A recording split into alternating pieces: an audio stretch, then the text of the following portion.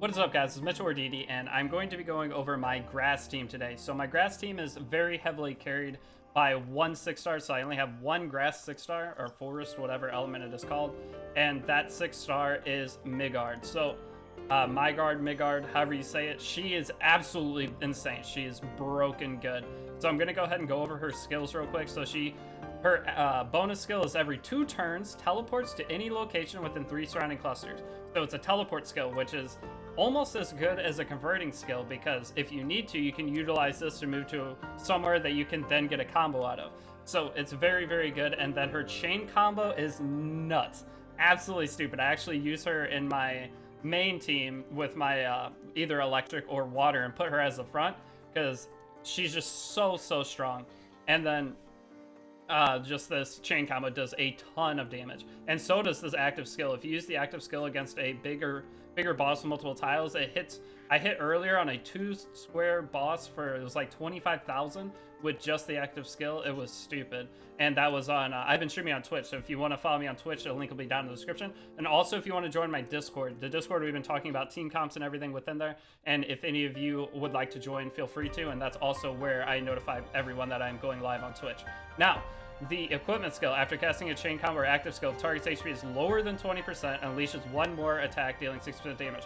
So with her ability, she's going to have a lot of range within her skill, because as you see, it's 2 surrounding clusters. So, and then 3 surrounding clusters all the way up to 4 surrounding clusters. Or no, it's 3 still. It's still a very, very long reach, and it deals a ton of damage.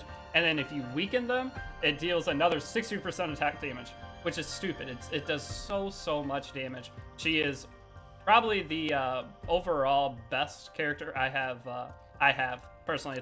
She is a sniper, but she uses a sword, I believe. It's super cool. Next up, Pact. So this is my favorite character within the game. Her A3 Ascension art. So I learned how to do this on stream today. Look at this Ascension art. You won't be able to see it too well, but yeah, it's nice. All I can say is it's nice. But the last Ascension makes it to where after converting, it creates more enhanced tiles. So I have an enhanced tiling team. I have a couple units that give enhanced tiles actually, but this likely will be one of the first units I push into Ascending 3. So this is a tile converter. It converts the nearest 4 red tiles into green, which is great. And then her chain combo inflicts slow, which is amazing, but it's in an X shape, so it's a diagonal chain combo, which is pretty cool, and it also will break if need be. So pretty nice to have overall. And it adds a little bit of flexibility to the team. With just the slow is absolutely amazing because it reduces their act by 50%. So it makes it to where they just cannot do as much. And then for the equipment skill, when a marked enemy dies, gains HP equal to 1.5% of the enemy's max HP. So she's essentially kind of a healer as well. And the marking comes from her chain combo. So as long as you can get a hit, then you mark them. Then when they die, then you gain HP, and then up to 1 tile where the enemy is located is changed to an enhanced tile. So it's another enhancing tile skill. So going into that now, I'm going to go ahead and show my healer. So I have not gotten too far on my grass team, as you can see. So I'm currently using Odie. So poison teams, I have a feeling, are going to have a big impact later on in the game, because poison does set damage. So with Odie, I'm starting to raise Odie just because poison's on every skill and also slows as well. So I have a lot of utility within my kits.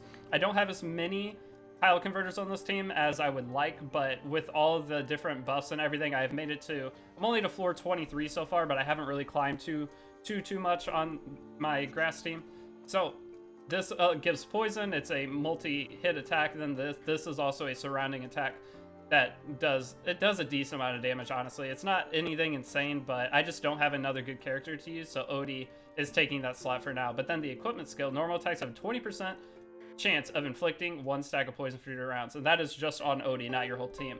But either way, by stacking these poisons, then you can start getting a ton of overall damage. And what poison does is it loses 1% of max health per round, and you have 5 poisons total. So I haven't wanted to go too heavily into poison because you can only get 5 at most. So with that, I feel like doing too many poison characters is going to end up screwing you. But if you can end up getting all the poisons on the enemy and they lose 5% HP per round, especially against, I have a feeling, the end-to-end game bosses in Spire, and honestly for other content, it's going to be absolutely crazy. So I'm kind of hedging my bets on future content.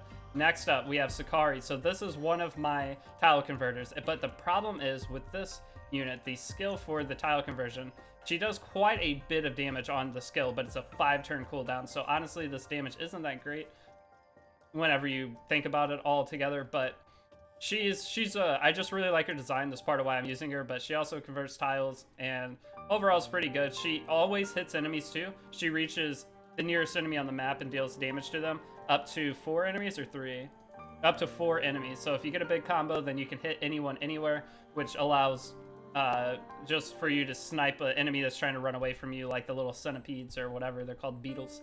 And then next up, her equipment skill. When Sakari attacks enemies for the first time, she'll reach the solid target, dealing damage equal to 40% attack to that enemy. This damage ignores defense. So this is just pure damage. Ignoring defense is always good in any video game on any skill. So this overall is, it's okay. It's not anything crazy, but she's a pretty middle character. I wouldn't say she's busted, but she definitely isn't anything too strong. Now, next up is Uriah. So Uriah is my healer for this. She is fully breakthrough, which gives her a little bit of additional abilities, but this is just simple healer, and it is an enhanced tiler. So recovers team HP by 70% of Uriah's maxed health. And if the enemies, or if there's any excess healing, it's a better way to put this, then the nearest green tile becomes an enhanced tile. So it's another enhanced tile. If you don't know what enhanced tiles do, it grants double the connection damage of a normal tile. So it just allows you to up your multipliers faster in terms of your damage, and overall is pretty good. And then her equipment skills recovers HP equal to 40% of her defense while passing through an enhanced tile. So the more enhanced tiles I have on the team, the more healing I'm going to get. So this team has a ton of survivability, and overall I'm pretty much always at max health. So it's a work in progress. I am researching into other characters, but right now I'm very limited on my grass characters and my fire characters. I don't even have a fire team whatsoever, basically. I had to awaken Alice as my fire healer, which is what it is, but not too great, if I'm going to be honest. I tried Uriah a little bit. I don't know what the point of this character is, so I was using this. So I'm going to talk about her real quick. She controls the magic sword, increases the unit's attack by 20%. You can use it every 2 rounds, and so it gives you more attack, but overall it just feels weird. And her breakthroughs and everything, it's like a very, very greedy character. You definitely run her in the front, but every other turn when you use her skill, you lose out on attack and defense, so you're going to be getting hit harder. And the attack boost is only 20%. I'm not sure what her equipment is, but overall it just doesn't seem too great. But I'll learn later as I play around more. But overall, my account is starting to look very, very nice. So if you look, I have 1, 2, 3, 4, 5, 6, 7, 8, 9, or 8. I have 8 ascended 2 characters. I'm working on more. My electric team, I would say, is probably my strongest team right now. Both my water and my electric team are both very, very good. I'm trying to slowly level up these characters so I can start working on Ascension 3s. The first unit I'm going to do is Sariel. So Sariel has an amazing Ascension 3 art. I'm going to go ahead and show that real quick. And I just really like it. Like, look at that art. This is what she becomes, which is so much cooler. And then, honestly, Michael's art is absolutely amazing too. I'll go ahead and show that. But Connolly's art, all right, I'll show these 3. All right, if you haven't seen Connolly's art. But Michael overall, look how badass Michael ends up looking. This is super, super cool. So I do definitely like that. So Michael is a she. Yeah, it's a she. I learned that because my video, people were like, hey, it's just she. I didn't read the Aurorian profile before. But this is the banger one, all right? I will admit I'm a bit of a degenerate, but look at this Ascension. All right, you ready? Bang. What are those?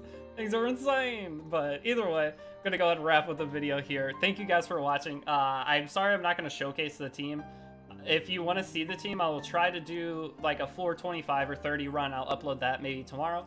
And overall, I just like doing these videos to kind of explain characters and explain like my experiences so far using certain teams and certain units. So maybe you guys can share what you are using for your forest/grass or whatever team, forest team.